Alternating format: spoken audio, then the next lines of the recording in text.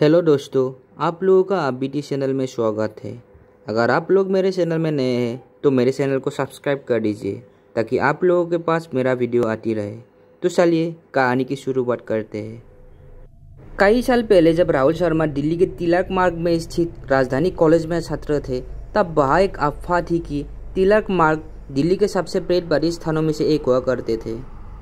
जब राहुल ने अपनी एक पत्रिका शुरू की तो वो उस क्षेत्र के कई प्रसिद्ध भूत की कहानियों के बारे में अपनी कॉलेज के मैगजीन में लिखने लगे। हालांकि जब वो भूत की नई कहानी प्रकाशित करते थे तो उनके मन में एक विशेष कहानी चल रही थी। वो थी तिलक मार्ग का भूत, जो कि सच्ची घटना पर आधारित थी। अब वो अपनी पत्रिका में उस भूतिया कहानी भी पब्लिश करने वाले थे, लेकिन उससे पहले राहुल ने उसकी सच्चाई जाननी चाहिए। लगभग 2-3 साल पहले शहर के इस हिस्से में एक लड़का मनीष प्रिया नाम की एक लड़की को डेट कर रहा था, लेकिन लड़की के माता पिता को उन दोनों का रिश्ता मंजूर नहीं था। इसलिए वो हर रात अंधेरे की आड़ में लड़की से मिलने आ जाता था।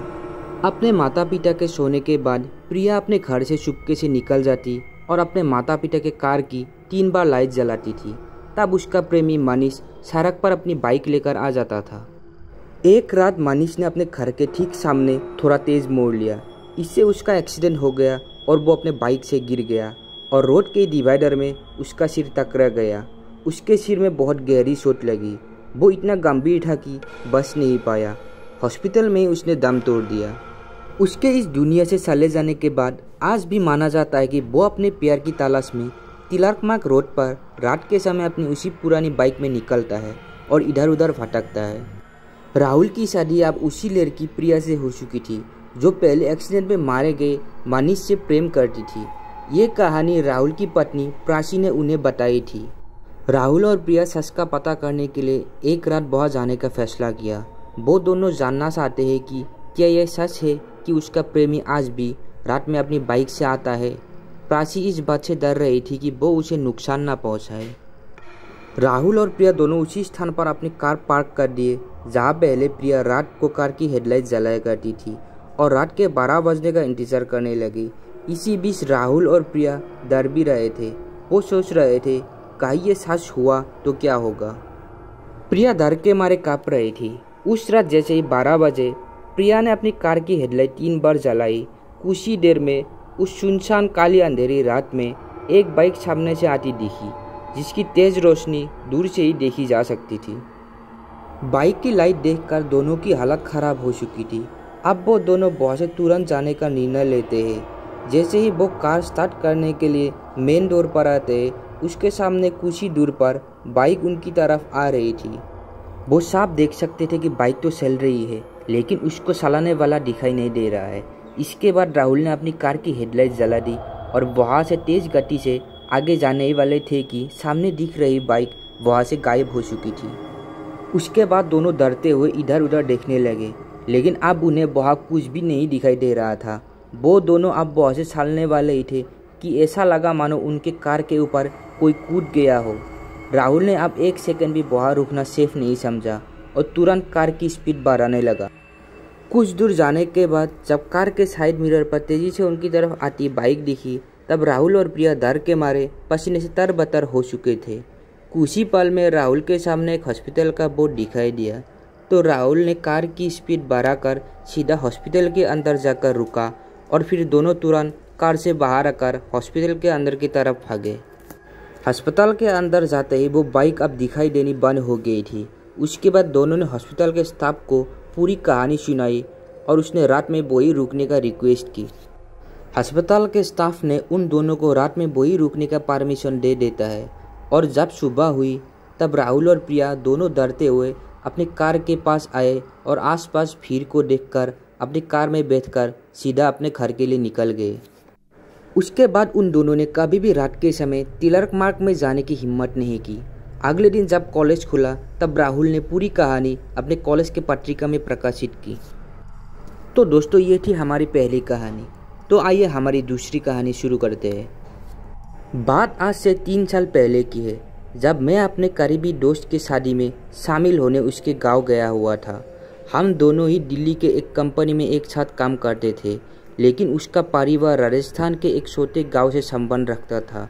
उसके विवाह से जुड़ी सभी आयोजन वही गांव में होने वाला था, इसलिए उसकी शादी के 3 दिन पहले ही मैं वहाँ जाने के लिए निकल पड़ा। जयपुर एयरपोर्ट पर उतरने के बाद मैंने उसके गांव पहुंचने के लिए एक टैक्सी बुक की। मेरे दोस्त साहिल का गांव जयपुर से काफ़ी दूर था। ड्राइवर ने पहले ही कहा था कि पूरे 24 घंटे में ही हम उस गांव में पहुंच पाएंगे। सफ़र लंबा था, इसलिए टैक्सी ड्राइवर से बातें शुरू हो गई।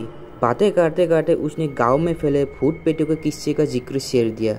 ड्राइवर का कहना था कि जिस गांव में मैं जा रहा हूँ वहाँ तो दायनों का आना बहुत आम है। उसने मुझे एक नहीं ना जाने कितने किस्से सुना दिए उस गांव और दायन से जुड़े हुए, लेकिन मुझे इन बातों पर विश्वास नहीं हुआ था। ड्राइवर का कहना था कि सुबह 8 बजे तक हम अपनी मंजिल पर पहुंच जाएंगे। रात 10 बजे के आसपास हमने एक ढाबे पर खाना खाया और फिर सफ़र की थकान की वजह से आँख लग गई। अचानक हमारी गाड़ी ख़राब हो गई, और वो भी ऐसी जगह जहाँ से कुछ भी मदद मिलना लगभग नामुमकिन सा था। मुझे समझ में नहीं आ रहा था कि क्या किया जाए। सुबह होने का इंतज़ार भी नहीं कर सकते थे और आसपास कोई ठीक जगह भी नहीं थी।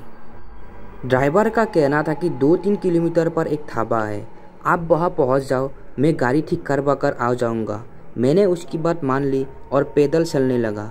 बहुत चलना था, इसलिए कानों में हेडफोन लगा लिया और सोचा कि टाइम पास हो जाएगा। कुछ दूर चलने के बाद मुझे ऐसा लगा कि जैसे मेरे साथ कोई चल रहा है।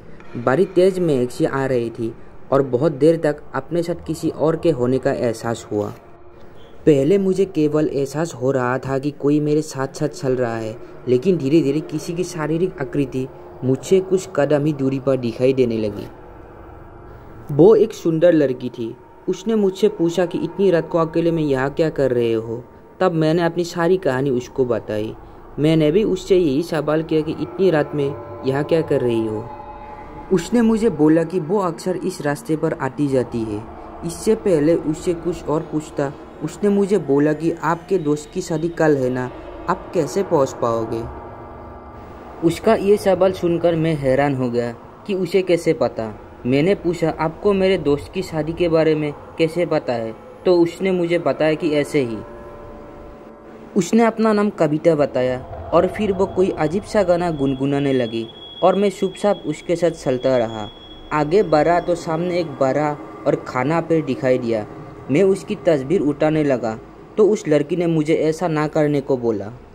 मैंने पूछा क्यों, तो उसने बोला रात के समय तस्वीर नहीं उतारते हैं। मैंने अपना कैमरा अंदर रख दिया। अचानक मेरी नज़र पेड़ के थोड़ी दूर खड़ी 3 औरत पर पड़ गई। तीनों औरत धीरे धीरे मेरे पास आने लगी। जैसे जैसे वो पास आती गई उनका चेहरा नज़र आने लगा जो बहुत डरावना था। वो मुझे अपने पास बुलाने लगी, लेकिन कविता ने उनका इशारा देख लिया और मुझे तेज़ तेज़ चलने के लिए बोला। मैं चलना क्या, भागने लगा। थोड़ी दूर आते ही वो औरत गायब हो गई और मैंने कविता से पूछा वो कौन थी। उसने बताया कि वो इस गांव में पिछले कई सालों से घूम रही है। गांव के लोग उन्हें बुरी आत्मा भी कहती है। आपको उनसे बचाने के लिए मैं आपके साथ साथ आई हूँ। मैंने पूछा, तुम कैसे बचा सकती हो। उसने फिर कोई जवाब नहीं दिया। हम बहुत दूर निकल आए थे। कविता ने कहा कि ढाबा आने वाला है और रास्ता भी सुरक्षित है, अब मुझे चलना चाहिए। मैंने कहा, तुम आगे तक नहीं जाओगी। उसने कहा, मेरी मंजिल तो यही है। जाते जाते उसने मुझे बस एक बात बोली कि हर आत्मा बुरी नहीं होती साहब। उसकी बात का मतलब समझते मुझे बिल्कुल देर नहीं लगी और मैं समझ गया कि वो एक फाली आत्मा थी जो मुझे बुरी शक्तियों से बचाने के लिए मेरे साथ साथ आई थी। तो दोस्तों, आप लोगों को मेरी दोनों कहानियाँ कैसी लगी कमेंट में ज़रूर बताएं। अगर आपके पास भी ऐसी कोई कहानी है जो शेयर करना चाहते हैं, डिस्क्रिप्शन बॉक्स पे मेरा ईमेल आईडी है, तो उस पर शेयर कर सकते हैं।